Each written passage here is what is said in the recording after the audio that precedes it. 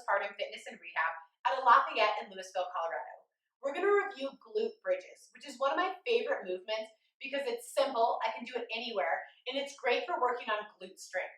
Our glute maximus is that big meaty part, and that's the bulk of what we're working on. This is great for working on pelvic stability, and also we know that glute strength plays a pretty big role in making sure we keep back pain away.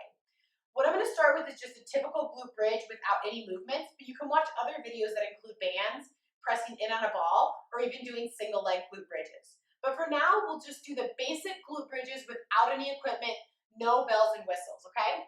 So coming down onto your back, knees bent, you'll drive with your glutes and come up into a straight line. So your back is flat, you can look up at your belly and you see a nice straight line. Now, what I commonly see is people will come up into kind of this half glute bridge, so they're kind of bent here. We want to drive up until we've fully extended our hips. So nice slow lower down, and then drive up until we get into that nice straight line. It could be good to use a mirror just to see, because sometimes it's hard to know, or even film yourself on your phone so you know what it looks like and if you're stopping too short. Now, you can change around if you're feeling it in your back, your glutes, or your hamstrings by where your feet are. So if your feet are really far away, you're likely to feel it more in your hamstrings. So if you're feeling it too much in your hamstrings and that's not what you want, you might try to bring your heels a little bit closer and drive up and see if that changes where you're feeling this exercise work.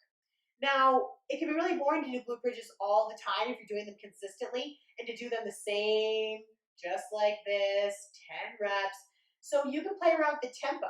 So it can be nice to play around with 5 seconds up, hold for 5, lower for 5. So 1, 2, 3, 4, 5. Now I'm going to hold at the top. 1, 2, 3, 4, 5, and then slowly lower. 1, 2, 3, 4, 5. So you can do them at a slow pace like that. You could play around with going 5 seconds up and then a quick lower. So 1, 2, 3, 4, 5, and lower.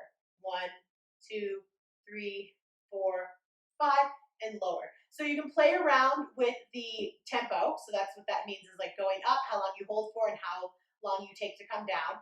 You can play around with just how many reps you do. And then, like I mentioned, you can watch other videos to see how you can use a ball, you can use a band, or do single leg glute bridges to change up that movement.